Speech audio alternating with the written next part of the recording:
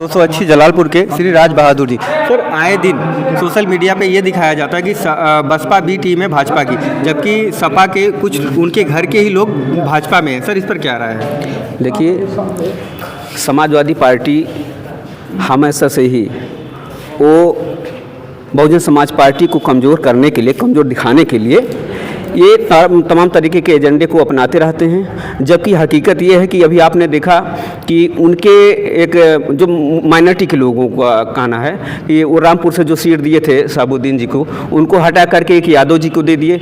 अभी रामपुर में भी ये मुरादाबाद में यही इन लोगों ने किया। ये लोग बहुजन समाज पार्टी को कमज़ोर करने के लिए सिर्फ एक सिफूगा सा उड़ाते हैं। जबकि हकीकत ये है कि बी टीम का जो सर्वे देखा जाए तो समाजवादी पार्टी ही है, क्योंकि समाजवादी पार्टी के लोग आए दिन भारतीय जनता पार्टी के नेताओं से मिलते जुलते रहते हैं। जैसे माननीय प्रधानमंत्री महोदय जी के साथ में माननीय अखिलेश यादव की मीटिंग हुई है, अभी जेपी नड्डा जी के साथ में उनकी एक बैठक ज़बरदस्त हुई है, और माननीय मुलायम सिंह यादव माननीय अखिलेश यादव को लेकर के जब वहाँ गए थे माननीय योगी आदित्यनाथ जी के कार्यक्रम में, उन्होंने ही चुपके से कहा था कि जरा हमारे अखिलेश बेटों को देखना, क्योंकि उनको डर है कि उन्होंने जो काले कारनामे किए हैं, ऐसा ना हो कि भारतीय जनता पार्टी के लोग उसको उजागर करके और इनको ईडी सीबीआई लगा करके जो है जेल भेजने की जो प्रक्रिया है वो समाजवादी पार्टी को हो सकती है। इसलिए भारतीय जनता पार्टी के फेवर में आ करके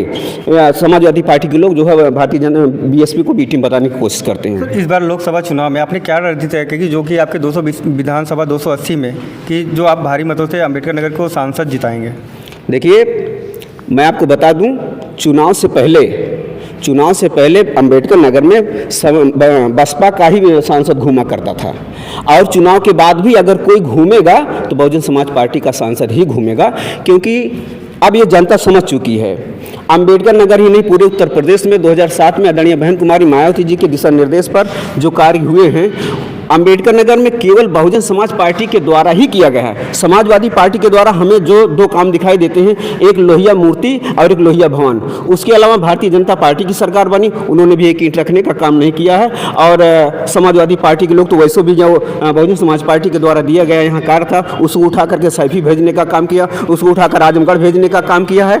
हम विकास के मुद्दे को लेकर के आदरणीय बहन कुमारी मायावती जी ने जो एक सशक्त कानून के दायरे में रह करके उन्होंने लोगों को एक अच्छा खासा जो है शासन प्रशासन देने का काम किया है। हम विकास के मुद्दों को लेकर के बढ़ रहे हैं, हम उनके प्रशासन को लेकर के बढ़ रहे हैं। आज सरकार में जुल्म जाति ज़्यादा बढ़ गई है, चोरी डकैती छिनैती बलात्कार ये चरम पर है, और इस सरकार भारतीय जनता पार्टी की सरकार इस पर लगाम नहीं लगा पा रही है। हम विकास के मुद्दों को लेकर के आगे बढ़ रहे हैं। भाजपा सरकार कहती है कि अच्छे दिन आएंगे। सर, कब आएंगे? जनता कहना है कब तक आएंगे अच्छे दिन, इस पर क्या? देखिए, भारतीय जनता पार्टी के लोग जिस तरीके से भारतीय खजाने को खाली करने के लिए आतुर हो गए हैं, उसी तरीके से श्रीलंका में भी वो जो चुनावी मुद्दे के तहत अपने खजाने को खोल दिया था।